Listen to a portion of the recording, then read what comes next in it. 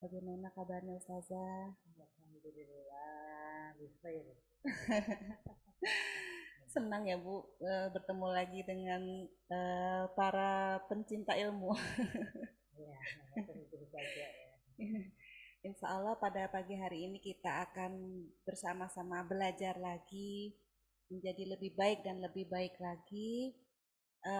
Khususnya kita sebagai seorang muslimah, seorang istri, seorang ibu, ya, yang ada baik yang sudah mempunyai anak maupun yang belum dan yang sebagai calon, kita semua menimba ilmu agar yang sudah punya anak, yang baru mempunyai anak, dan yang juga mengurus anak itu bisa mensyukuri nikmat Allah sehingga bisa merasakan bahwa anak itu adalah suatu aset yang berharga, yang mulia.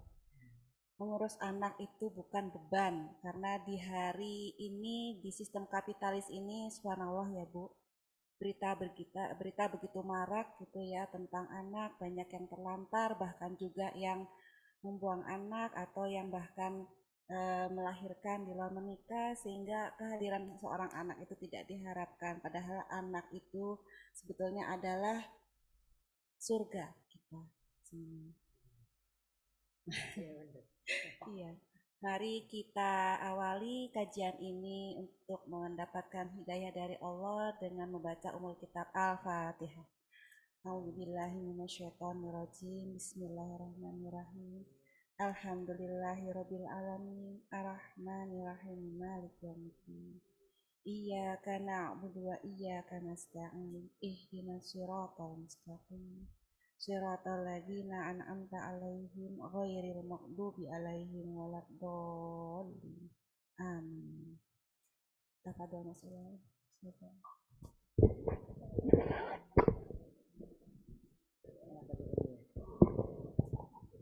Tapi nanti suaranya yang ini jadi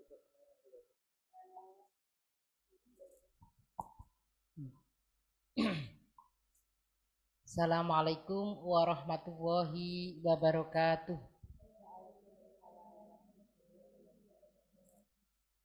Innal hamdalillah nahmaduhu wa nasta'inuhu wa nastaghfiruh wa na'udzu billahi min shururi anfusina wa min sayyiati a'malina may yahdihillahu fala mudhillalah wa may yudlilhu fala hadiyalah. Allahumma rabbi shrah li sadri wa yassir li amri wahlul 'uqdatam min lisani yafqahu qawli wahlul 'uqdatam min lisani yafqahu qawli rabbi zidni ilma warzuqni fahma. Allahumma arinal haqqo haqqo warzuqna tiba'ah wa arinal batila batila warzuqna ijtinabah. Allahumma ansur man nasaraddin wahdul man qatalal mu'minin.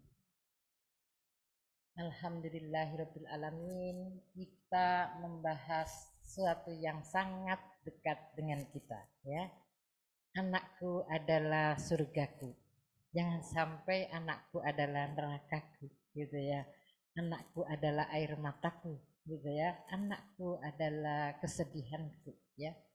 Nah, akan tetapi anakku adalah masa depanku. Anakku adalah kesuksesanku, ya. Anakku adalah surgaku, baik di dunia maupun di akhirat. Ibu-ibu yang dirahmati oleh Allah atau calon ibu ya yang dirahmati oleh Allah, ya, baik kita sebagai ibu atau kita sebagai calon ibu atau kita sebagai ibu guru gitu ya atau yang lain, ya, ilmu ini sangat bermanfaat gitu ya bagi kita dan tentu saja kita punya kewajiban ya untuk menyampaikan kepada yang lain gitu. Nah, yang mampu menjadikan anak itu menjadi surgaku itu adalah siapa? Orang tua. Jadi orang tua itu adalah pabrik yang menciptakan anak-anaknya menjadi tiket masuk surga, ataukah menjadikan anak-anaknya yang justru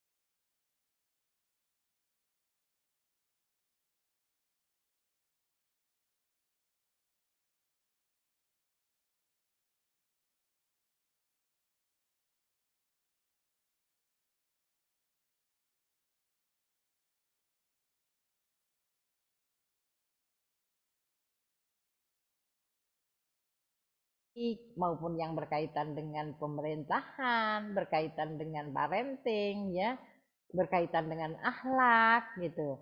Maka semuanya harus diambil, ya. Nah, harus diambil, ya. Berarti dipelajari, diyakini dan dibuktikan dalam perbuatan. Nah, ini tidak boleh berhenti, ya, tapi ya sampai disampaikan kepada keluarganya, ya, bersama istri atau bersama pasangannya, ya, mendidik putra putrinya, ya, menyampaikan semuanya tadi, tentu saja sesuai dengan kemampuan akal anak-anaknya. ya, nggak terus anak masih kecil diajak bicara masalah politik moneter gitu ya. Nah, ya susah, paling politik yang sederhana gitu ya, amar ma'ruf nahi mungkar gitu ya. Nah, jadi di sini perlu ya untuk difahami ya, dan diajarkan kepada istri dan anaknya. Nah, jadi dengan istri dengan suaminya, suami dengan istrinya, atau orang tua ini gitu ya, berdua ya mengajarkan kepada anak-anaknya. Untuk apa? Agar anak-anaknya itu menjadi surga bagi orang tua. Agar anak-anaknya itu tidak menjadi neraka bagi orang tua. Loh, apakah ada anak-anak yang jadi neraka bagi orang tuanya? Banyak, ya. Mau ganti iPhone, orang tuanya disuruh untuk menyediain uang. Orang tuanya nggak punya uang, ternyata apa? Dipukul orang tuanya. Nah, ini masih di dunia saja sudah menjadi neraka bagi orang tuanya. Sudah menyakiti orang tuanya, gitu ya. Nah, ada di Kediri ya, seorang anak ingin pernikahan yang mewah, padahal orang tuanya miskin, ya. Akhirnya orang tuanya pinjam ke sana kemari, ya, dan karena terbebani utang, gitu ya, orang tuanya bunuh diri, gitu ya. Nah, ini adalah anak yang menjadi neraka bagi orang tuanya. Nah, karenanya kita harus menjadi orang tua yang menjadikan anak. Nah, jadi menjadikan anak, mencetak anak yang anak itu menjadi surga bagi orang tuanya, yang akan mengantarkan gitu ya dirinya dan keluarganya masuk ke dalam surga. Nah, jadi di sini nanti orang tua bisa kaget-kaget. Ya Allah, amal apa yang menjadikan aku mendapatkan ini gitu ya. Nah, di dalam hadis diceritakan seperti itu. Ternyata apa? Allah mengatakan, anakmu itu setiap hari ya istighfar, tidak hanya untuk dirinya, tapi istighfar untuk dirinya ya, dan untuk orang tuanya ya. Nah, dan kalau kita mendidik anak untuk anak kita gitu. Nah, sekarang ibu-ibu sudah belum memulai kalau istighfar, mesti istighfarnya bukan astaghfirullahaladzim, tapi nastaghfirullahaladzim. Berarti ya Allah, ampuni dosaku, ampuni dosa kedua orang tuaku, dan ampuni anak-anakku. Sehingga kita ya suami dan anak-anakku, sehingga kita mendidiknya enak. Ya saat mungkin ada ya diskusi dengan suami enak, gampang. Karena awal dari doa dikabulkan itu yang pertama pintunya apa? Istighfar, minta maaf terlebih dahulu. Gimana ibu-ibu sudah demikian? Kalau istighfar tidak nastaghfirullahaladzim? Nah, ada yang senyum gitu ya. Semoga senyum itu menunjukkan bahwa memang sudah gitu ya. Akan tetapi seandainya senyum itu bermakna belum gitu ya, berarti kalau istighfar dimulai dengan nastaghfirullahaladzim gitu ya. Dia meminta mohon ampun kepada Allah ya. Bahkan lebih baik lagi ditambah gitu ya, nastaghfirullahaladzim nas'aluka ridhoka wal jannah. Jadi kita minta ridhonya itu tidak hanya untuk kita, untukku, untuk anak-anakku, dan untuk kedua orang tuaku gitu ya. Oh ya, jadi ya, bagaimana ya, saya ulangi ya, kalau belum memulai ya sekarang itu istighfarnya itu istighfar egois ya, gitu ya. Kenapa?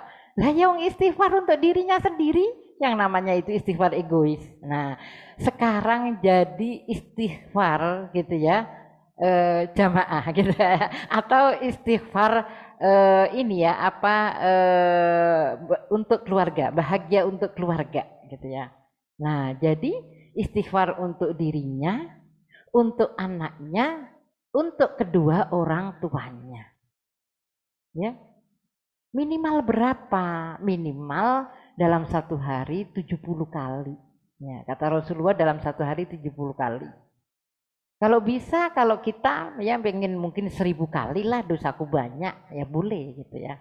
Dan istighfar kan nggak harus duduk manis menghadap Allah. Tapi nggak semuanya ini di jalan gitu ya, enggak. Maksudnya menghadap Allahnya ada gitu. Maksudnya ada. Kalau setelah sholat ya istighfar gitu ya. Nah, nanti bisa langsung selanjutnya sambil masak gitu ya. Nah, lebih afdol itu gini ya istighfarnya. Nastaghfirullahalazim. Ya. Nas'aluka ridhoka wal jannah. Aku mohon kepadamu ridhomu. Berarti ridho untuk siapa? Untuk kedua orang tuaku. Nah, kalau orang tuanya masih hidup dengan ridho Allah kan akhirnya menjadi semakin bertakwa. Dengan ridho Allah akhirnya nanti husnul khotimah. Kalau udah meninggal dengan ridho Allah akan memperoleh jannahnya, gitu kan? Nah, nas'aluka ridhoka wal jannah. Kalau anak kita senantiasa kita minta kepada ridho Allah, gitu ya. Tapi bukan berarti ridho tapi kita masih gitu ya. Nah, enggak, wong minta ridho kepada Allah kok masih gitu ya. Ya kita juga ridho. Maka anak itu akan mudah gitu ya untuk dididik gitu. Wa na'udzubika min sakhatika wan nar. Jadi minta perlindungan dari siksa Allah dan dari api neraka itu. Nah, jadi mulai sekarang ya berarti ya ya istighfarnya diganti, tidak istighfar egois ya, diganti istighfar yang peduli terhadap keluarga ya untuk sukses dunia akhirat. Nah, jadi istighfarnya adalah nastaghfirullahalazim, nas'aluka ridhoka wal jannah wa na'udzubika min sakhatika wan nar. Nah, kalau dilakukan malah enak ya sambil masak, sambil apa gitu. Nah, selanjutnya diwajibkan untuk mendidik. Didiklah, ajarilah mereka al-khair, yakni ya Islam. Ya, sampai kepada menerapkan aturan Islam ya yang akan menyelamatkan dari neraka. Gitu. Nah, ini senada dengan hadis ya riwayat Bukhari.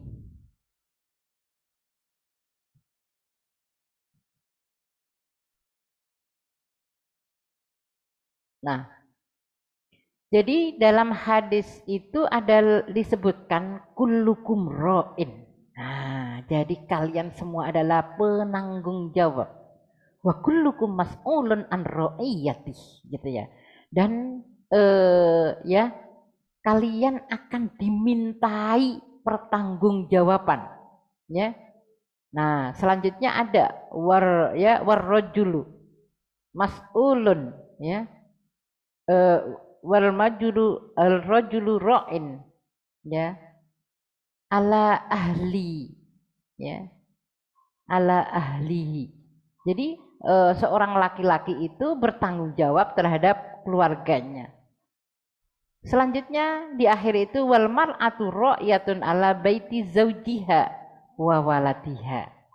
Dan wanita itu akan ya apa dimintai pertanggungjawaban atas rumahnya dan anak-anaknya. Jadi nanti akan dimintai pertanggungjawabkan bagaimana ya rumah itu menjadi rumah yang sehat, rumah yang akhirnya menjadikan rumahku adalah surgaku gitu ya. Jangan rumah itu anak akhirnya kepleset jatuh, nah gitu ya, karena lama nggak dibersihkan. Atau kalau habis ngepel itu sampai kocor-kocor, tahu kocor-kocor ya, airnya banyak, akhirnya anaknya jatuh gitu ya, dan lain sebagainya. Nah ini nggak aman. Jadi rumah itu adalah yang sehat gitu ya, dan tentu saja di sini ya yang menyenangkan. Yang menyenangkan bagi anggota keluarga yaitu silahkan aja untuk didiskusikan. Ada yang senang gitu ya, langsung di ruang tamunya ada buku banyak gitu ya. Pokoknya aku itu kalau lihat buku banyak warem gitu ya, nah seneng. Ada yang kayak gitu ya. Nah ada yang senang. Kalau saya itu senangnya belajar itu nggak baca buku. Gitu. Ada yang senang belajar itu baca buku gitu ya. Ada yang model read write gitu ya. Nah, ada yang senang, kalau saya itu senang audiovisual gitu ya. Berarti di situ mungkin punya ya apa di perpustakaannya sekaligus ini ya disediakan video gitu. Nah, jadi ini rumah ya menjadi surga. Berarti rumah itu adalah madrasah bagi anak-anak. Berarti dari rumah itu juga mendidik. Berarti dari sekitar rumah dan dari orang tua, anggota keluarga itu menjadi ya pendidik, dan selingkungannya menjadi lingkungan yang mendidik. Rumahku adalah masjidku. Nah, jadi rumah itu nyaman beribadah gitu ya. Nah, enggak terus ini mau sholat di mana semuanya itu ya ada mainan, ada ini, enggak dikasih tempat sholat, akhirnya bingung kalau mau sholat di mana. Nah, gitu ya. Nah, tapi rumahku adalah masjid tuh. Rumahku tuh nyaman dipakai ibadah. Aku kalau mau apa ya ini sama Allah gitu ya. Akhirnya mungkin kita sampai sejam pun enggak terasa gitu ya, sampai nangis-nangis ya. Tidak hanya sekedar kalau punya masalah ya nangis-nangis. Nah, ini bagaimana rumahku adalah madrasahku, rumahku adalah ya ini apa masjidku, rumahku adalah tempat istirahatku gitu. Nah, jadi di rumah itu merasa rekreatif. Ini hati-hati. Kenapa? Karena bisa jadi anak itu kenapa nggak di rumah? Dia di rumah mah gitu ya. Ya, mama julid. Tahu julid ya kata anak-anak. Julid gitu. Toksit lagi ya. Nah, pokoknya apa-apa dikomentari nggak enak gitu. Jadi di rumah itu nggak bahagia, ya sedih gitu. Nah, komentarnya gitu ya, nggak hanya masalah yang dosa, apapun pokoknya jadi salah di depan mama itu gitu ya. Nah, ini kan tidak benar. Berarti rumah tidak menjadi tempat istirahat bagi anak. Nah, kalau orang tuanya loh, lah saya kan mengajarkan kebaikan gitu. Anak ini yang tidak bisa menerima. Nah, ini kita bisa mengoreksi. Apakah anak yang tidak bisa menerima ataukah kita yang tidak pandai menyampaikan? Sehingga anak itu menerimanya salah gitu. Nah, pada saat anak meminta kita menjadi teman, kita kekeh aja jadi orang tua melulu. Bahkan anak diakses terus gitu ya, dinilai terus gitu ya. Kamu mah tahu apa ini. Ibu mah udah pinter, udah banyak makan garam gitu. Ya iyalah ke anak gitu, tapi apa gunanya sih ke anak terus aku lebih ya dan seterusnya. Nah jadi di sini suatu saat anak itu ya pengen curhat. Nah suatu saat anak itu butuh perhatian. Nah kadang ibu itu kan gitu ya, ngomong tapi nggak ngelihat anaknya gitu ya. Sholat gitu, padahal anaknya itu juga sudah berdiri kemana, dari tadi tidur, padahal anaknya sudah berdiri gitu ya, kok dari tadi tidur. Nah ini kan harus dilihat gitu, dilihat matanya, dilihat, ayo udah sholat belum, dilihat gitu ya. Dan sering ya, atau sibuk ya, karena sibuk ngomong sambil tidak melihat anaknya gitu ya. Nah terus kita juga hati-hati ya, bersalaman tidak melihat gitu ya, bersalaman jadi lihat loh gitu. Nah sama dengan tadi istighfar, itu harus sehati. Jadi sampai hati-hatinya dan seluruh badannya itu ikut mengucapkan. Jangan sampai hanya di bibir, di tenggorokan tok gitu ya. Ya, nanti Allah juga tahu. istirahatnya hanya di di mulut gitu ya. Nah, jadi sampai seluruh tubuh kita juga beristighfar kepada Allah. Kepada anak berkomunikasi itu juga lahir batin gitu ya. Jangan hanya sekedar memenuhi, dipanggil anak masa enggak diiyain gitu ya. Tapi ternyata hatinya kemana-mana, bahkan salaman pun tidak dilihat gitu ya, karena sibuk. Nah, ini perlu diperhatikan. Kadang apalagi lagi buka HP gitu ya, diajak omong masih lihat HP ya. Jadi ya perlu ditatap matanya gitu ya saat ngomong gitu. Dan harus yang disampaikan itu dipastikan paham. Karena kalau tidak dipastikan paham, itu anak-anak tidak bisa ya melakukan apa yang telah disampaikan. Nah, jadi ini ya bertanggung jawab terhadap rumah. Bagaimana rumah itu bisa menjadi masjid, bagaimana rumah bisa menjadi madrasah, bagaimana rumah bisa sebagai tempat rekreasi dan tempat istirahat gitu ya.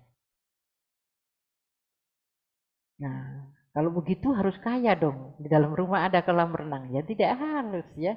Kan kebahagiaan beda-beda gitu ya. Tapi tentu saja kalau rumah berantakan gitu ya, ada celana di atas kursi, nanti ada lagi semuanya kayak kapal pecah ya, tentu saja itu semuanya juga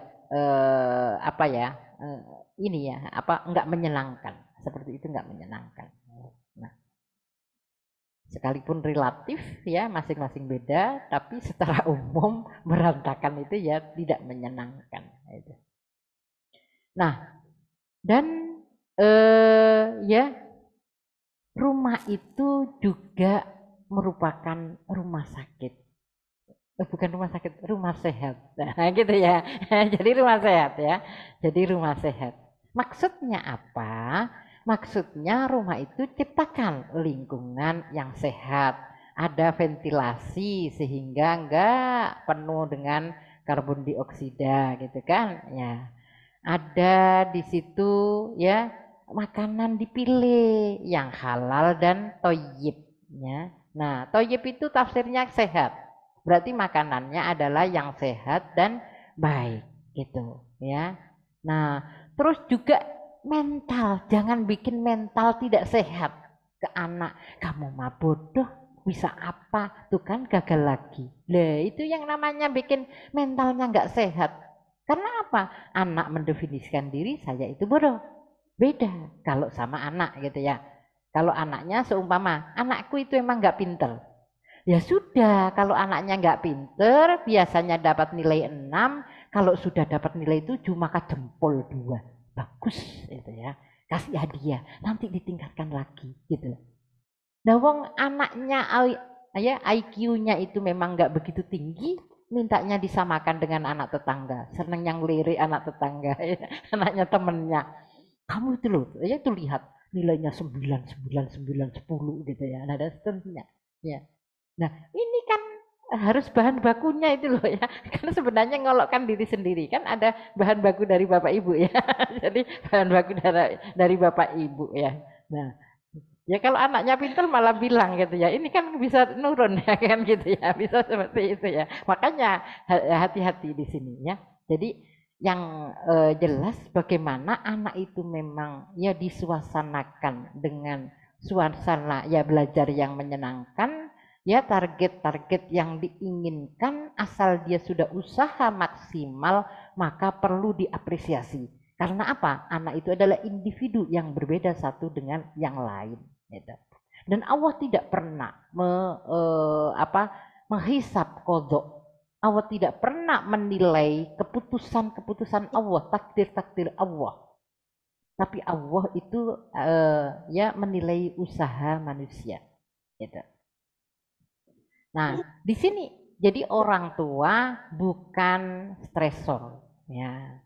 Orang tua bukan menjadi problem maker. Nah, jadi orang tua senangnya ngasih masalah gitu ya. Sehingga anak itu kalau suntuk bukan kembali ke rumah. Ngapain di rumah dapat orang ya, malah diolokkan. Kamu kayak gitu aja kok sedih gitu ya.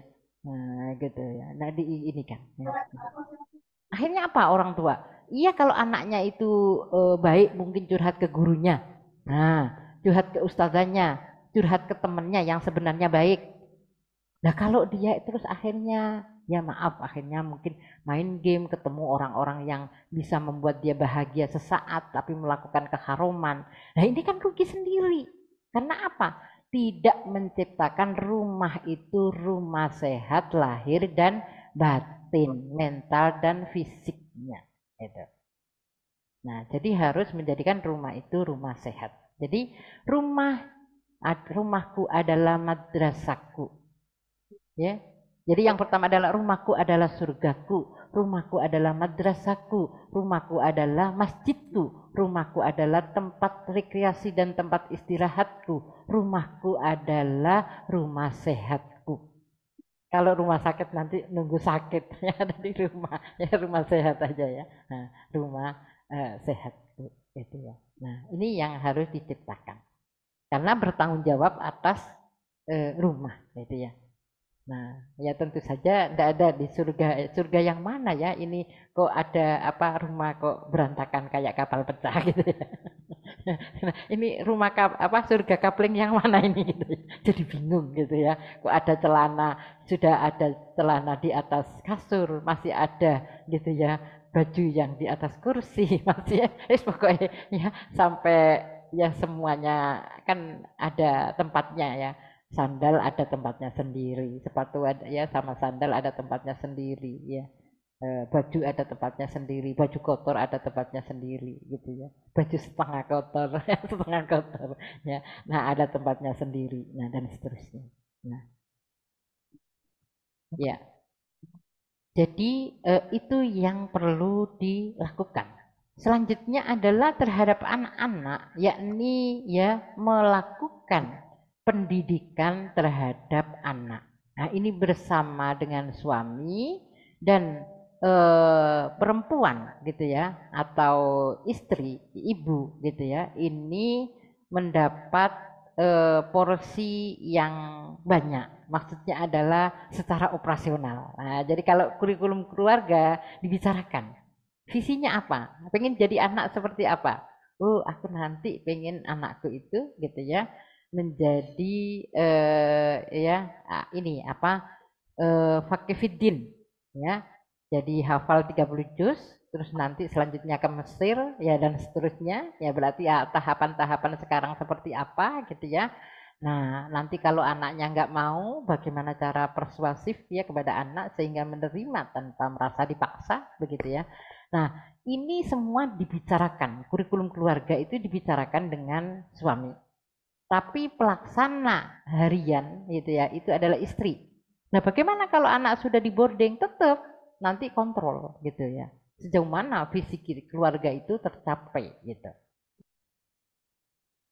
Dan kalau masalah anak itu nggak kayak guru perlu dicatati deskripsi penilaian anak gini ya kalau anak nempel mau 10 juga nempel ya kan anak sendiri ya. Nempel mau yang boarding masalahnya apa ini gini gini udah wong namanya anaknya anakku adalah anakku adalah jiwaku anakku adalah apa masa depanku iya kan anakku adalah masa depan dunia akhiratku berarti anakku adalah surgaku gitu nah ini nah di sini tentu saja dalam mendidik anak ya kita harus mempunyai ilmu dan orang yang mempunyai ilmu ya dan anak-anak kita juga kita jadikan orang yang mempunyai ilmu Allah berjanji terhadap orang yang mempunyai ilmu itu kedudukan yang tinggi ya dalam Al-Qur'an disebutkan a'udzubillahi minasyaitonirrajim ya yarfa'illahu alladzina amanu minkum ya walladzina utul ilma darajah. Nah, di sini tafsirnya ya dalam tafsir Imam Jalaluddin, tafsir Jalalain. Nah, jadi tafsir Jalalain itu ceritanya adalah Jalalaini, dua jalal. Jadi Jalaluddin As-Suyuti dan Imam Jalaluddin Al-Mahalli. Nah, dalam bahasa Indonesia bahasa Arab kalau dua itu kan jalalaini. Nah, ya. Kalau ini, kalau nggak rofa itu kan ditambah ya nun. Nah, kalau rofa ditambah alif nun. Nah, jadi Imam Jalaluddin ya, Jalalain ya. Sehingga tafsirnya namanya tafsir Jalalain itu ya. Nah, dua Imam Jalaluddin. Ya, tafsirnya adalah Allah mengangkat orang-orang yang beriman di antara kalian. Karena apa? Karena ketakwaannya. Jadi kalau manusia itu tidak bertakwa, gitu, maka ya Allah merendahkan mereka. Sekalipun dia diciptakan dalam keadaan mulia, ya kan? Manusia itu kan paling sempurna, paling bagus gitu. Ya, matanya dua gini ya. Mungkin kalau kita sebenarnya kalau mata dua kan enak, ada di belakang, ada di depan gitu ya, kayak spion gitu ya. Nah, tapi jelek ya sebenarnya yang paling bagus dia kayak gini nih, ya kan? Coba bayangkan manusia dibanding singa. Ya bagusan manusia. Manusia dibanding kucing gitu ya. Ya bagusan manusia, ya paling bagus. Sehingga manusia itu dikatakan dalam Al-Qur'an fi ahsani taqwim. Dalam penciptaan yang paling bagus. Tapi ingat, kalau tidak disentuh Islam, kalau dia tidak takwa, ya selanjutnya Allah mengatakan, "Tsumma radadnahu asfala safilin." Dikembalikan dalam apa? Tempat yang paling asfilin, apa paling rendah gitu. Jadi aspal, ya, aspal tahu kan ya? Aspal itu kan sebenarnya kalau minyak ya itu paling rendah, paling apa sampahnya ya itu adalah aspal itu. Ya, dari bahasa Arab sebenarnya aspal ya. Nah, jadi aspal safilin ya paling rendah. Gitu. Nah, jadi karena apa? Karena Islam. Nah, Islam ini tentu ilmunya dulu baru dilaksanakan. Nggak mungkin bisa sholat pada saat tidak tahu ilmunya sholat, tidak tahu tata cara sholat. Tidak mungkin bisa berwudu tanpa tahu ilmunya berwudu, tata cara berwudu, apa yang membatalkan berwudu. Nah, ini jadi karenanya orang yang mempunyai ilmu ini ya ya dan orang yang ya yakni orang berilmu dan taat ya ini Allah mengangkat orang-orang yang berilmu beberapa derajat gitu ya. Nah, jadi di surga nanti berilmu itu mendapatkan tempat yang tinggi. Nah, karenanya sekarang kalau sudah mendapat ilmu jangan berhenti. Mendapat ilmu disampaikan ke anak berpahala. Mendapat ilmu disampaikan ke yang lain berpahala. Nah, jadi di sini berilmu ya ini semakin banyak kalau disampaikan. Nah itu bedanya sama uang. Jadi kalau uang atau harta ya dikasihkan orang yang terlihat akan berkurang, ya kan? Tapi kalau ilmu dikasihkan malah semakin banyak.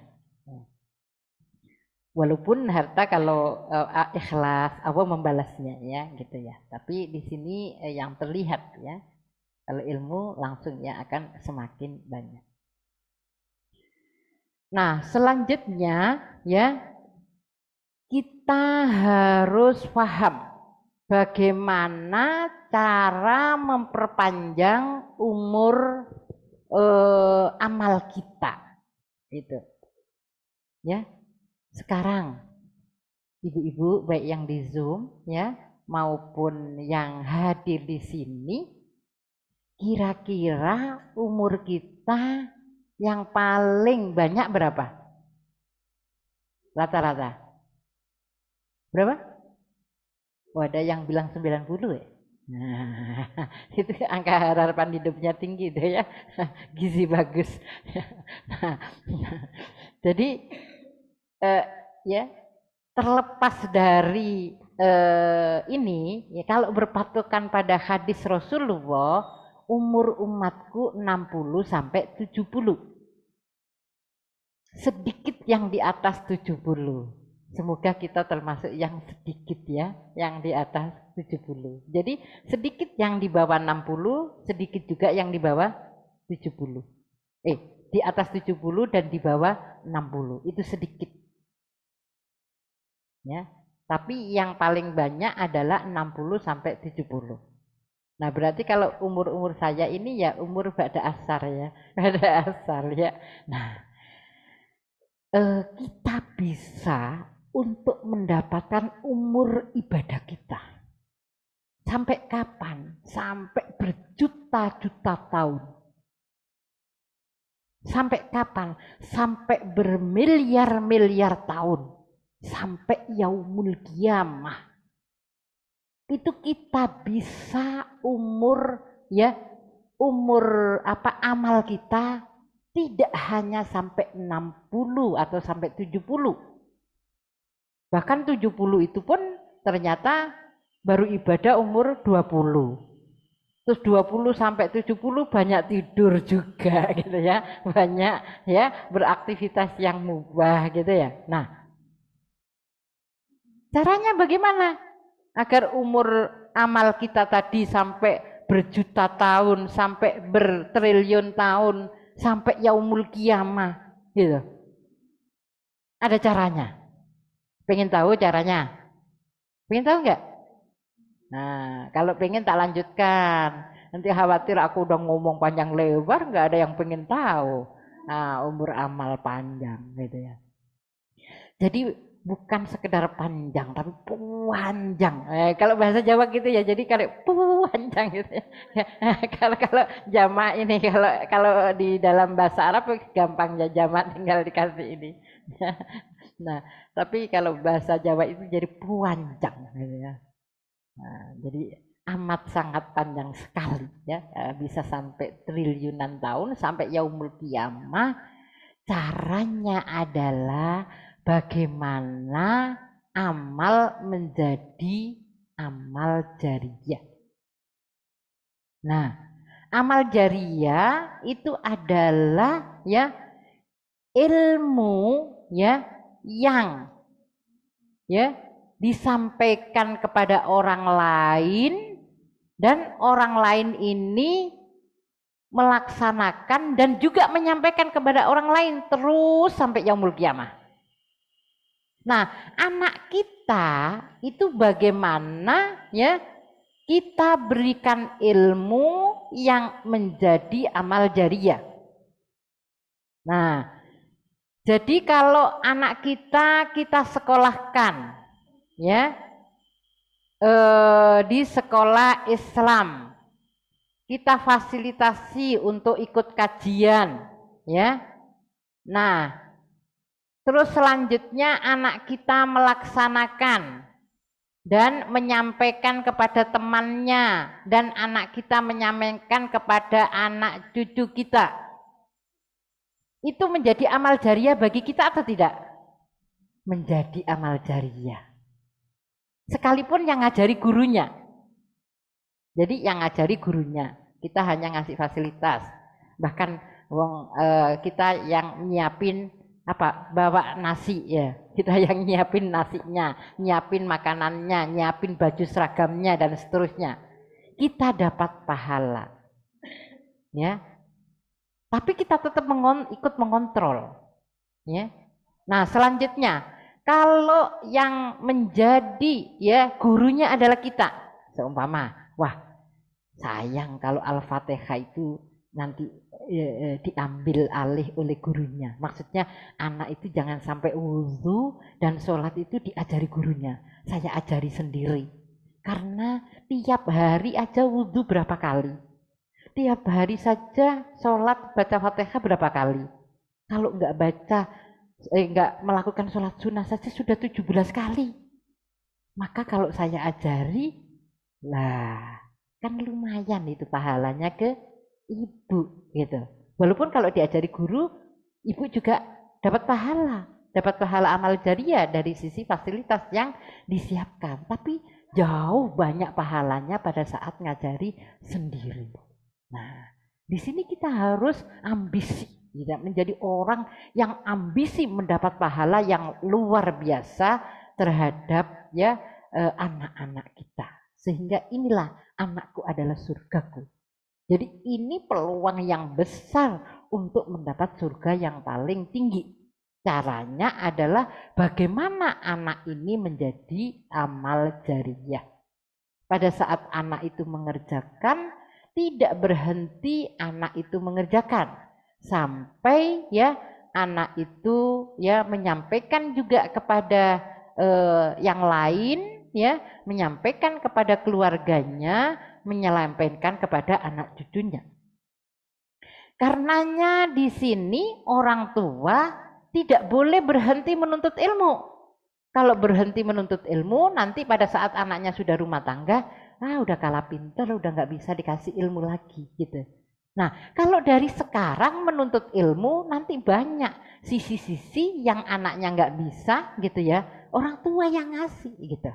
Mau anaknya nanti dokter, ada hal banyak ilmu-ilmu agama yang anak belum bisa gitu ya, diberi tahu. Apalagi plus pengalaman, nggak bisa dibeli pengalaman itu gitu. Sampai kepada implementasi atau penerapannya seperti apa, atau penyelesaian masalah. Pokoknya semua dikaitkan dengan akhirat gitu ya. Penyelesaian masalah rumah tangga, penyelesaian masalah anak ya. Nah, atau semua belum ada, sekedar kasus-kasus biar nanti anak cucunya tidak berkasus. Nah, biar ditularkan juga yang lain. Ini juga ilmu. Nah, kalau kita senantiasa menambah ilmu, nanti senantiasa kita masih bisa menjadi guru dari anak-anak kita. Nah, berarti ya di sini ilmu kita juga harus nambah. Sekalipun ilmu ceret tahu ya? Ilmu teko. Nah, teko itu kan kalau dituangkan ya seumpama teko isinya 5 gelas. Kalau sudah dituangkan 5 gelas kan habis itu tekonya. Nah, perlu apa? Tekonya diisi ya, jadi tekonya diisi Bu ya. Nah, tekonya diisi. Nah, nggak apa-apa. Makanya jangan berhenti mengisi sehingga tekonya nggak habis gitu lah ya. Nah, jadi sambil kulaan, tahu kulaan ya? Kalau orang jualan itu kulaan ya, beli dagangan ya untuk dijual gitu ya. Jadi di sini mencari ilmu ya terus ya sehingga bisa menyampaikan kepada ya anak cucu sekalipun anak nanti sudah berkeluarga.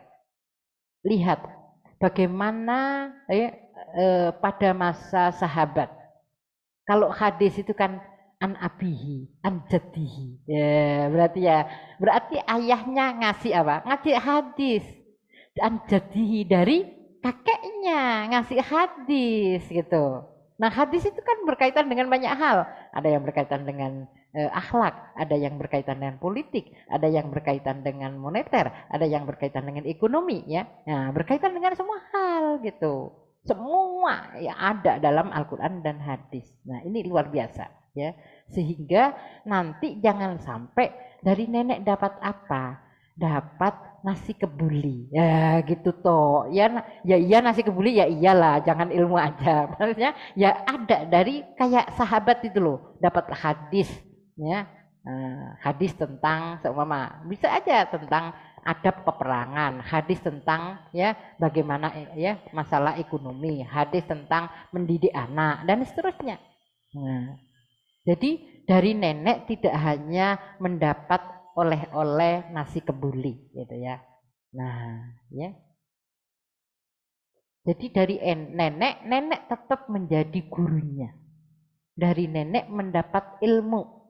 Sehingga kalau ketemu anaknya, ketemu cucunya, itu jangan sekedar nanya, gimana kabarnya, sehat semua gitu. Ya ditanya, gimana kabarnya, sehat semua. Gimana kabar sholatnya, ada enggak yang bolong sholatnya, gimana sudah terbiasa belum sholat malamnya, bolong-bolong enggak sholat malamnya, gimana rajin sholat duhanya, gimana saum Senin Kemisnya, gimana hafalan Qur'annya, gitu. Jangan sekedar nanya, nggak enak keluarga, apalagi ini ditanyai, ya mesti nanya juga masalah ibadah. Nah itu kan karena nggak biasa. Coba kalau biasa, alhamdulillah ya saya pernah nanya, alhamdulillah sekarang sudah rajin masalah sholat malam. Saya masih ingat ini ya, abinya Iva almarhum, itu ibunya itu awalnya belum rajin sholat malam, belum rajin sholat duha gitu ya. Nah sama beliau ditanya gitu ya, diajari dulu bagaimana fadilah sholat duha dan seterusnya gitu. Nah kalau nggak perlu ngajari tinggal nanya kan gitu ya. Nah terus ditanya gitu ya. Nah, dalam bahasa Jawa, ya nopo mak sakniki pun niku nopo rajin. Alhamdulillah aku saiki wis bendino ya. Nah, bendino salat tahajud. Nah, tiap hari sudah salat tahajud. Jadi yang ditanyakan tidak hanya masalah ini ya, gimana? Yang itu sudah gede sekolah di mana? Oh, itu sudah nikah kan biasanya tanya hanya urusan dunia kan gitu ya. Sudah sukses, dia sudah bekerja, sudah ini. Nggak ketahuan sekarang itu sudah jarang sholat, ya kan? Nah, harusnya ditanyakan ibadahnya, ditanyakan prestasi-prestasi akhiratnya, ya. Nah, ya. Dan ya tentu saja prestasi dunia, sehat ya, dan gimana kabarnya, sudah lulus sekolahnya dan seterusnya ya ditanyakan juga. Tapi jangan itu saja ya. Jangan pertanyaan-pertanyaan itu pertanyaan kapitalis ya, jadi pertanyaan kapitalis. Jadi dan pertanyaan materialis. Maksudnya apa? Bertanya urusan dunia melulu gitu ya. Anak datang, gimana udah makan belum gitu ya. Harusnya tanya, gimana udah makan belum, tadi sholatnya di mana dan seterusnya. Jangan terus tadi di jalan maksiat tidak gitu loh. Jadi jangan tanya hanya makannya saja gitu, yang lain-lain ditanyakan. Gimana tadi bisa enggak amar ma'ruf nahi mungkar ke temennya ya dan seterusnya ya. Nah ini ditanyakan. Nah jadi menjadi amal jariah. Di dalam Al-Quran disebutkan, idza mata ibnu adama in qata'a amaluhu illa min salasin, ya. Apabila ya mata ibnu adama, jadi ibnu Adam atau idza matal insan, ya, apabila meninggal manusia, maka in qata'a amaluhu akan terputus amalnya kecuali 3. Ya, yang pertama adalah sodako jariyah. Jadi kalau kita punya uang untuk wakaf ya, baik wakaf masjid atau wakaf tempat majelis taklim, wakaf untuk sekolah, wakaf untuk ya hal-hal yang memang untuk urusan agama, maka di sini termasuk sedekah jariyah. Dan ilmu yang bermanfaat. Jadi ilmu ya yang diberikan kepada orang lain dan orang lain itu melaksanakan dan menyampaikan lagi kepada orang lain. Sehingga di sini perlu kita itu berwasiat kepada anak-anak kita. Kalau kita sebagai guru, maka perlu kita itu menyampaikan kepada ya murid. Kalau dosen perlu menyampaikan kepada mahasiswa. Jangan sampai ilmu ini berhenti, tapi sampaikan kepada yang lain, gitu ya. Nah, sehingga menjadi amal jariah. Wa waladin solihin. Nah, jadi anak yang soleh. Anak kalau melaksanakan sholat, kita dapat pahala dari ya baik yang kita ajari atau diajari gurunya ya, yang kita memfasilitasinya ya. Ya plus nanti ya doalah anak yang mendoakan. Jadi mendoakan kedua orang tuanya ya. Ini adalah juga sebagai amal jariah. Nah, tadi ya saya belum cerita lagi ya. Jadi ada orang di surga itu terkaget-kaget. Ya Allah, saya kok dapat pahala sebanyak ini ya Allah. Kok dapat kenikmatan yang kayak gini? Seingat saya itu tidak pernah ini beramal yang sebagus ini. Kata Allah, ini adalah istighfar anakmu. Yang kamu ajari kalau istighfar tidak hanya istighfar egois ya, tapi nastaghfirullah. Ya Allah, ampunilah dosaku, dosa kedua orang tuaku dan dosa anakku. Kalau punya suami dan dosa suami dan anak-anakku gitu. Nah, ini ya. Terus ada lagi. Ya Allah, saya ini apa? Kok bisa dapat yang seperti ini? Indah sekali, nikmat sekali ya Allah. Apa ini? Ternyata dikasih tahu Allah, anakmu gitu ya, itu sodako. Dan mengatakan sodako itu ada pahalanya untuk orang tuanya. Ingat, kalau sodako pahala untuk orang tua kita sodako dapat pahala enggak? Tetap dapat, gitu loh.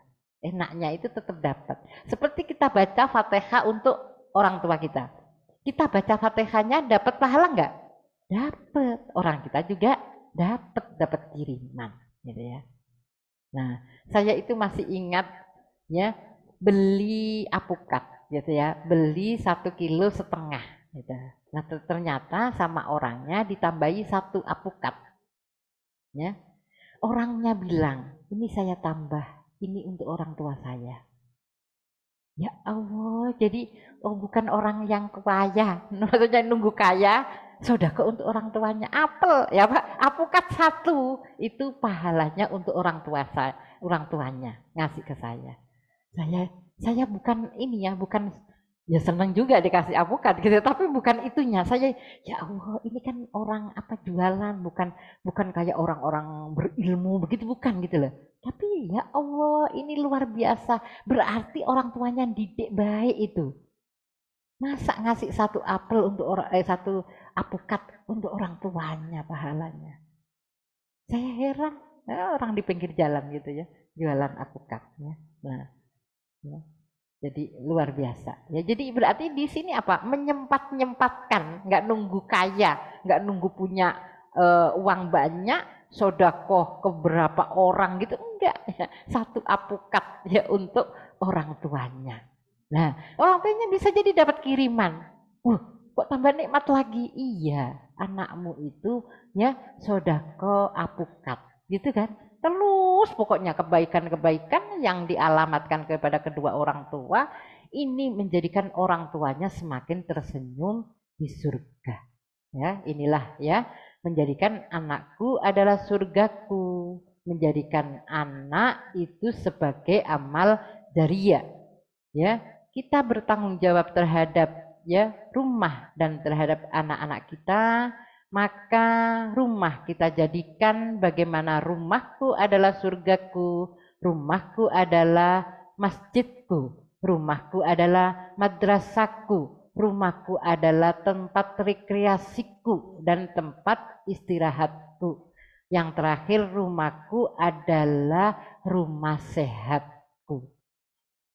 Nah, dan kedua ya di sini menjadikan anak itu amal jariyah, baik ilmu dari kita, berarti rumahku adalah madrasahku, maupun ilmu yang kita fasilitasi ya, belajar kepada guru ya.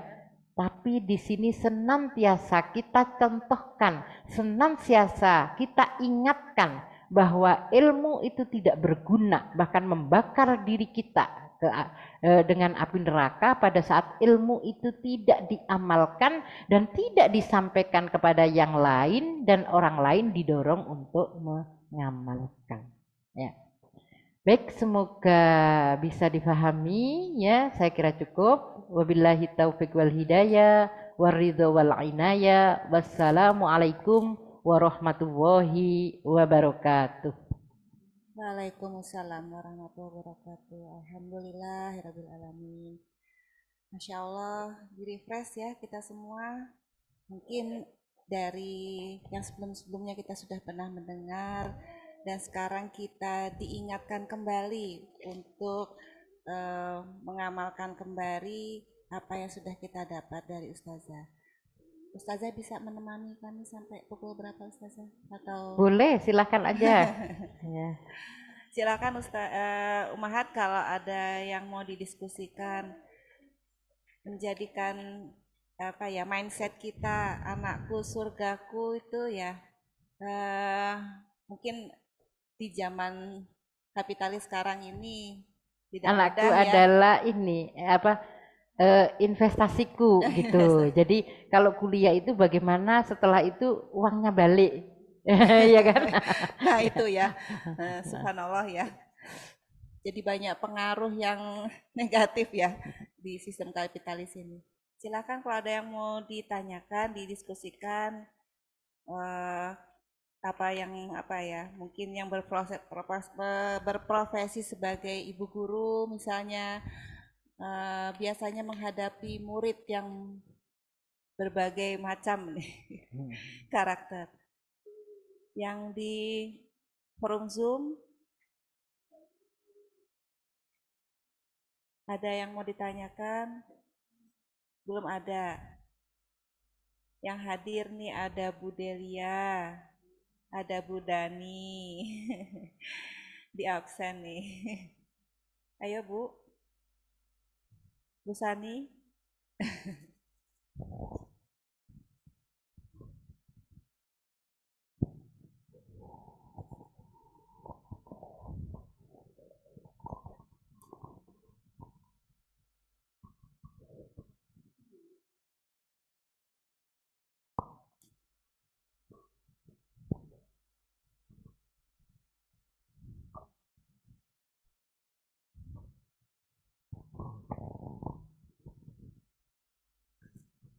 Bismillahirrahmanirrahim.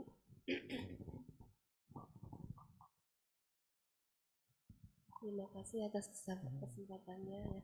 Polisi, mohon bertanya Ustazah, terkait apa namanya tanggung jawab istilahnya pendidikan anak sendiri. Tadi kalau di ayat itu saya selintas itu kok istri dan anakmu gitu ya. Nah kadang kami sendiri gitu ya, termasuk apa ya di komunitas itu kadang merasakan kok apa ya istilahnya ya, sedikit sekali gitu ya peran bapak-bapak, para ayah itu gitu ya untuk pendidikan anaknya gitu. Jadi ketika diminta untuk terlibat itu banyak ya apa ya mangkir Mangkir, ya mangkir. lepas tangan dan menyerahkan kepada ibunya ya, kepada istri gitu ya. Jadi kalau kita lihat forum-forum parenting itu juga banyak ibu-ibu lagi gitu ya. Terus kemudian ya inilah pokoknya ya. Kemudian juga misalnya di WhatsApp grup-grup ini gitu ya, wali santri ini banyak juga ibu-ibu lagi gitu ya. Jadi mungkin mohon penjelasannya Ustazah terkait ini. Kemudian yang kedua itu tadi kan terkait Allah meninggikan ya kedudukan orang yang berilmu gitu ya. Saya kadang ada pernyataan seperti ini gitu ya. Saya juga mohon ini dikuatkan lagi gitu Ustazah ya. Gini, itu mah sekolah S3, S2, S3 ternyata jadi perusahaan agama gitu ya. Iya, jadi ya mending yang biasa-biasa aja tapi apa namanya ilmunya berkah gitu ya. Nah ini bagaimana Ustazah terkait pernyataan yang seperti ini? Jazakillah khair. Ya, baik ya. Ini yang pertama adalah curhat ya. curhat. Semoga bukan curhat ya. Semoga bukan curhat. Jadi yang pertama adalah kalau di dalam Al-Quran surat At-Tahrim ayat 6 disebutkan ku anfusakum wa ahlikum naro, jagalah dirimu dan keluargamu dari api neraka ya. Jadi ayah itu bertanggung jawab kepada pendidikan istri. Nah, jadi ibu-ibu bisa nagih nanti kepada suami ya agar dididik oleh suami. Nah, kalau suaminya aku sendiri nggak punya waktu ya karena sistem kapitalis itu kan kerjanya lebih ya waktu kerjanya banyak gitu ya. Time is Nah, money ya, benar-benar. ya bukan time is reward dari Allah, bukan ya, bukan time is surga ya. Harusnya time is jannah kan gitu ya. Jadi setiap waktu bagaimana bisa meraih surga. Jadi sekarang time is money diganti time is jannah ya. eh ya dia kalau memang sekarang itu belum bisa, maka dia sendiri belajar gitu ya. Ini ya meluangkan waktunya untuk belajar dan bagaimana memfasilitasi istrinya untuk belajar. Sekarang banyak belajar itu ada yang online, ada yang offline. Online itu dipakai sambil nyetir mobil juga bisa gitu ya. Pokoknya konsentrasi aja dengerin gitu ya. Nah, ada yang berbayar, yang gratis juga banyak. Tinggal mau atau enggak begitu saja. Nah, berarti di sini sebagai bentuk tanggung jawabnya suami itu ya ini mungkin sudah ya biar disiplin yang berbayar saja gitu ya atau yang rutin ya nanti tanya hari apa nanti ikut mengontrol gitu ya. Nah terus selanjutnya ini mau nggak mau yang nggak bisa ditawar itu ikut jadi bagaimana ya mendidik anak ya secara konsep itu bersama dibicarakan bersama gitu ya dibicarakan bersama. Nah selanjutnya memang secara teknis itu adalah istri yang bertanggung jawab ya secara operasional gitu ya secara operasional gitu. Nah dan ayat ini dikuatkan dengan beberapa hadis. Jadi kalau ada istri dan anak perempuan keluar rumah dan dia melakukan maksiat gitu ya dan atas restu dari bapaknya maka bapaknya itu mendapatkan ya neraka gitu ya ya sebesar maksiat yang dilakukan. Kalau anak istri tidak menutup aurat keluar rumah, maka ya para suami, para bapak tadi dibuatkan rumah dari neraka ya sebesar ini sejauh para istri dan anak perempuan tadi dia pergi. Jadi dia pergi sejauh dia mendapat banyak orang yang melihat. Beda ya, seumpama dia pergi ke hutan, gitu ya. Yang melihat aurat dia baru 1-2 orang. Nah ini beda. Dia pergi dekat, tapi di situ kerumunan orang, banyak laki-laki yang melihat. Ya udah, ya dosanya semakin banyak. Ya. Ini perlu dipahami, karena hari ini banyak, bahkan artis-artis ya diantar oleh orang tuanya, yang orang tuanya itu menutup aurat, artisnya buka aurat, ya kan? Nah ini kan sama aja gitu ya. Nah, mendapatkan ya rumah dari neraka gitu. Nah, berarti di sini kalau ayahnya ya atau suaminya itu belum paham ya bagaimana diingatkan ya difahamkan. Kalau memang dia lupa maka bagaimana diingatkan. Nah, tapi suami itu memang ya umumnya itu egonya tinggi.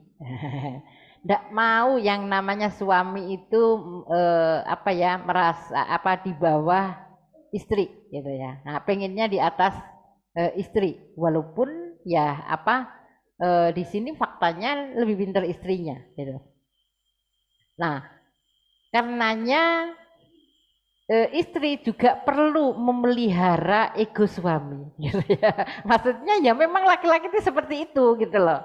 Maka tempatkan egonya pada saat ada mendapati suami ya yang model kayak abinya Iva itu biasa. Udah baca kitab ini, tolong dong aku diceritani gitu isinya apa. Enggak ini beliau enggak merasa gimana-gimana gitu ya.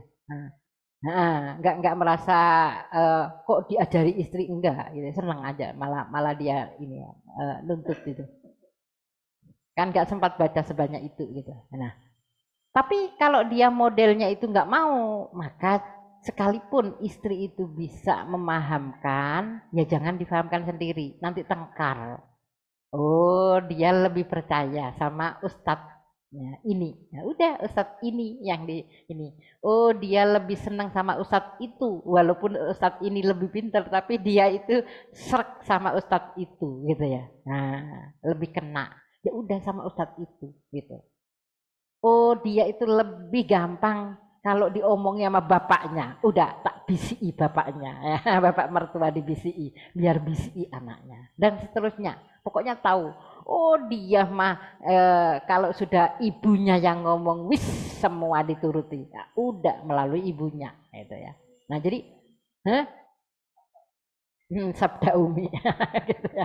Nah, jadi kalau ada anak ayah atau anak umi atau ya ini, maka ya dipelihara aja ya, dipelihara egonya tadi ya, karena apa? Karena bisa jadi nanti kalau tidak terpelihara di kepemimpinannya itu merasa rendah gitu ya. Bahaya kalau suami itu merasa kepemimpinan rendah terhadap keluarga, ini ya ada yang modelnya gampang emosional dan lain sebagainya gitu.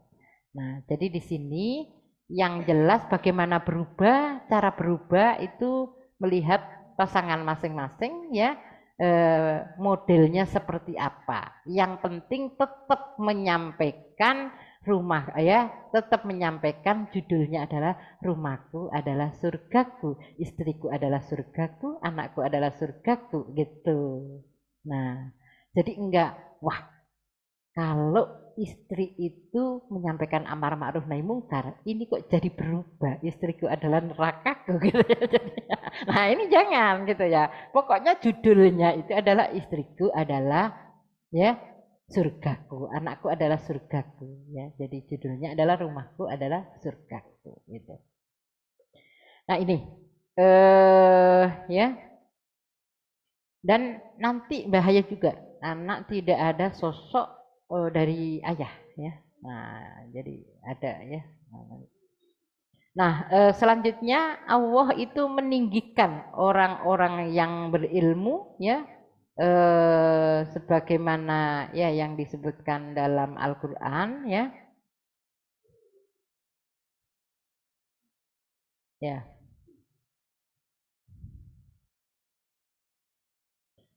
Yarfa'illahu allazina amanu minkum. Allah meninggikan orang-orang yang beriman di antara kamu sekalian. Jadi orang yang beriman dan takwa, taat kepada Allah itu ditinggikan oleh Allah.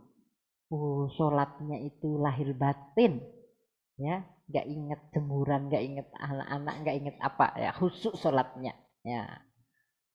Sholat tahajud juga, ya, saum dan seterusnya, ya, juga dakwah menegakkan syariah kafah. Maka ketaatan inilah ya ditinggikan oleh Allah, orang yang bertakwa ditinggikan oleh Allah, dan orang yang mempunyai ilmu ya. Yarfa'ul ladzina, dan meninggikan orang-orang yang mempunyai ilmu, ya, utul ilma, mempunyai ilmu, darajah, beberapa derajat. Jadi orang yang mempunyai ilmu itu ya ini beberapa derajat. Bahkan Abu Hanifah mengatakan di dalam kitab Sasya 2 ya, Syekh Taqiyuddin An-Nabhani ya menyebutkan, Abu Hanifah mengatakan bahwa satu orang berilmu meninggal dunia gitu ya, itu lebih buruk ya, maksudnya gini, 1000 orang yang di pagi harinya berpuasa dan di malam harinya tahajud gitu ya, meninggal dunia ya, itu masih lebih baik daripada satu orang berilmu yang meninggal dunia. Jadi saking berharganya seorang yang berilmu. Karena bahaya orang yang berilmu nanti kalau sampai habis maka orang itu bisa ya memfatwakan yang benar menjadi salah, yang salah menjadi benar, yang halal menjadi haram, yang haram menjadi halal. Nah, ini nanti menjadi bukan orang sesat lagi, tapi sesat dan menyesatkan. Nah, ini loh memang pentingnya orang berilmu. Tapi berilmu itu tidak sekedar berilmu saja. Saat berilmu tidak dilaksanakan, Allah juga gitu ya, ini apa membencinya, ya. Kaburo maktan indawahi antakulu mala taf'alun. Allah murka kepada ya orang-orang yang ya dia mengatakan dia berilmu ya, tapi dia tidak melaksanakan, gitu ya. Nah, bahkan akan membakar gitu ya dan mendapatkan neraka yang pedih ya pada saat punya ilmu tidak diamalkan. Ya. Nah, kan balighu anni walau ayah ya, sampaikan walaupun satu ayat, tidak boleh disembunyikan ya. Disampaikan, dilaksanakan dan disampaikan. Ya. Nah, bagaimana dengan keadaan orang-orang sekarang yang sudah S2, S3 gitu ya? Nah, ternyata dia malah merusak agama ya atas nama kebebasan gitu ya. Akhirnya dia mungkin reinterpretasi atau menafsirkan ulang apa yang ada dalam Al-Qur'an, apa yang ada dalam hadis, akhirnya mengatakan homoseksual itu sesuai dengan ajaran Islam. Nah, ada yang mengatakan seperti itu. Ada yang mengatakan bahwa laki-laki dan perempuan punya hak dan kewajiban yang sama. Bisa sama-sama memimpin keluarga, bisa sama-sama bertanggung jawab nafkah gitu ya. Bisa semua itu diurusi bersama. Itu namanya kalau menurut saya bodoh dibujuki sama laki-laki gitu. Ya, dibohongi sama laki-laki. Kenapa? Enak banget bareng-bareng kalau hamil nggak bisa dititipin, ya kan? Nah, Mas, ya hamil, ayo, ya gantian ya. Sehari kamu hamil, sehari aku. Enggak kan? Giliran nafkah kok bareng-bareng, enak banget. Ya. Nah, jadi salah kalau perempuan bangga dengan gender equality, dengan kesamaan peran. Enak banget ya.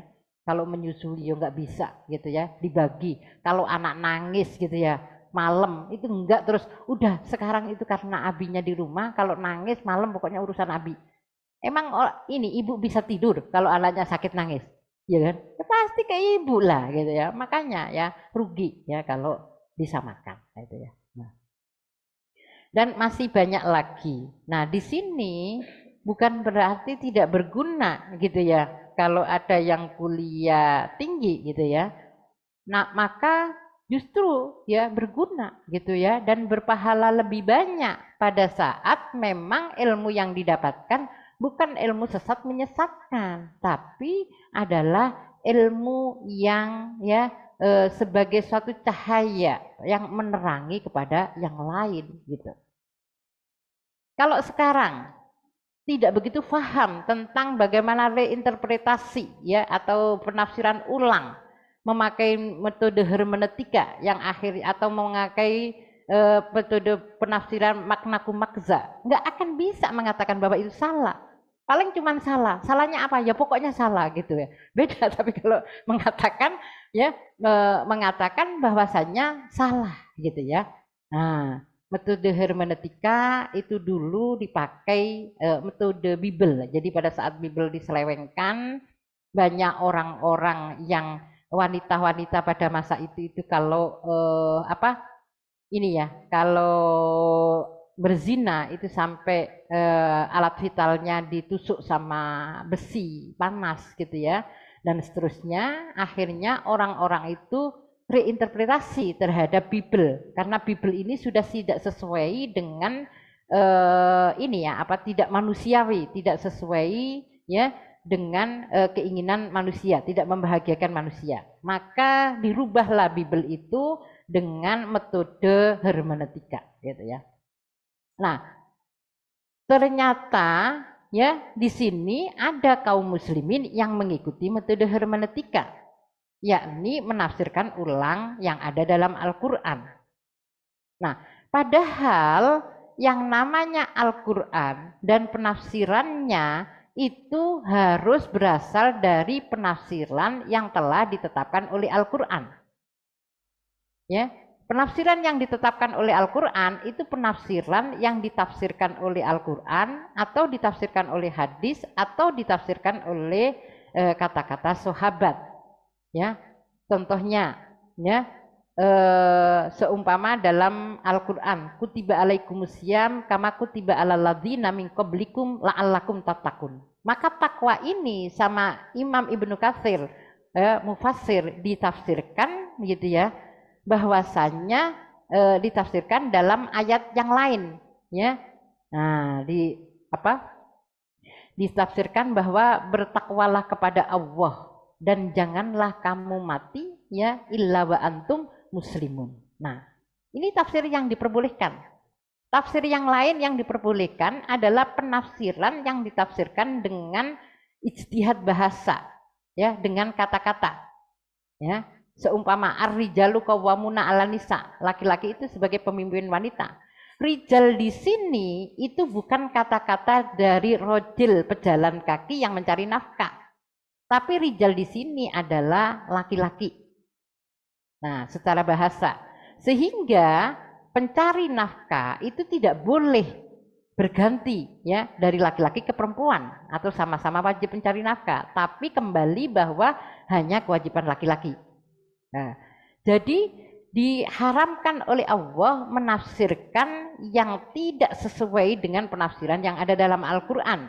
Man fassarul Qur'ana bi ra'yi falyatabawwa maq'adahu minan nar.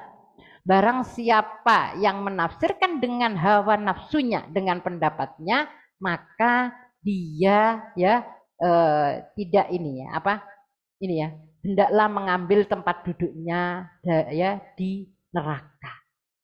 Nah, seperti ini kalau enggak kuliah lagi gitu ya, sebenarnya kuliah itu S2 S3 kan hanya formal. Sebenarnya sekarang banyak mau kuliah-kuliah online gitu ya, walaupun bedanya cuma nggak dapat gelar gitu kan. Belajar banyak kan kuliah usul fikih, kuliah ulumul Quran, ulumul hadis yang online itu ya. Nggak apa-apa, wong gelar aja kok ya. Iya, hah? Iya, kan.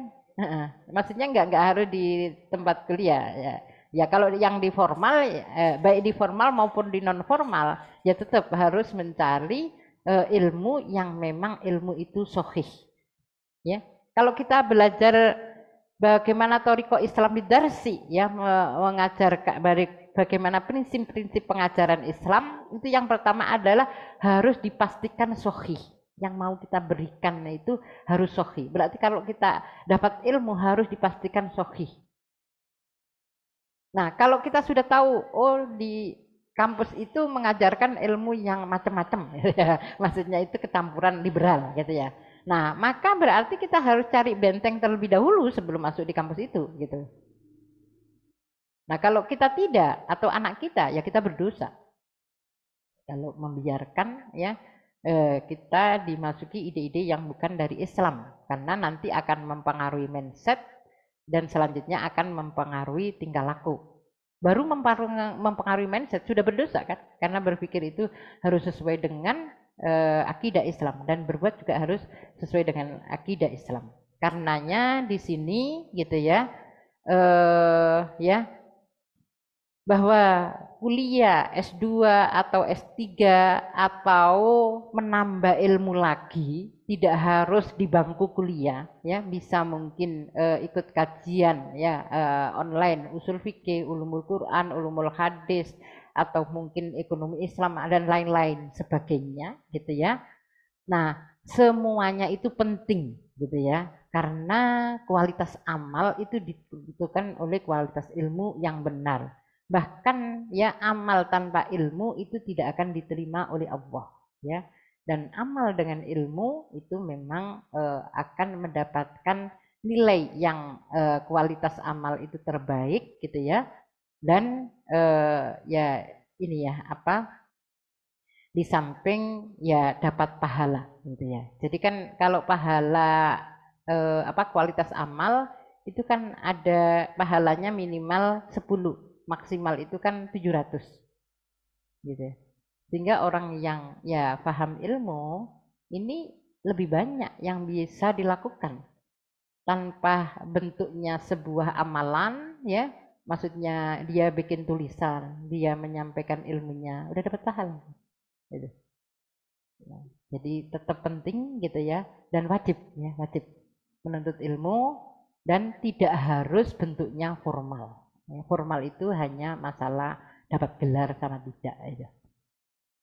Nanti dikasih gelar sendiri sama suaminya, terus diwisuda sendiri sama Allah. Iya. Baik, cukup ya Musani. Dan Masya Allah sudah mendekati pukul 10. Tentunya Umahat juga ingin melanjutkan dengan agenda-agenda lainnya juga Ustazah gitu. Alhamdulillahirrahmanirrahim, jazakillah khairan Ustazah untuk ilmunya pada pagi hari ini. Semoga apa yang disampaikan Ustazah itu menjadi bekal untuk kita dan mindset kita adalah rumahku adalah madrasahku, rumahku adalah rumah yang sehat, Ustazah ya. Rumahku apalagi tadi?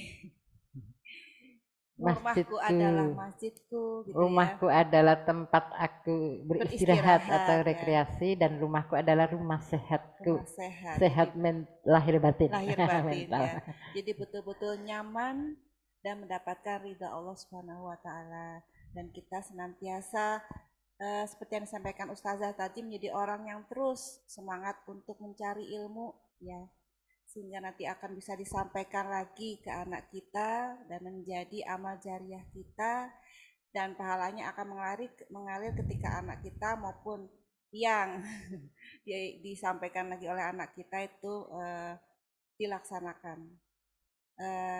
Mari kita sebelumnya saya mewakili panitia mohon maaf jika masih ada kekurangan di sana sini. Mohon doanya agar dari waktu ke waktu akan menjadi lebih baik lagi. Jazakumullah khairan katsira untuk kehadirannya. Insya Allah kita akan bertemu lagi di pekan depan dengan tema-tema yang menarik lainnya. Stay tune ya. Kita tutup dengan istighfar, hamdalah dan doa kafaratul majlis. Astagfirullahaladzim, astagfirullahaladzim, astagfirullahaladzim, alhamdulillahirabbil alamin. Subhanaka Allahumma rabbana wa bihamdika asyhadu an la ilaha illa anta astaghfiruka wa atubu ilaik. Assalamualaikum warahmatullahi wabarakatuh. Waalaikumsalam warahmatullahi wabarakatuh.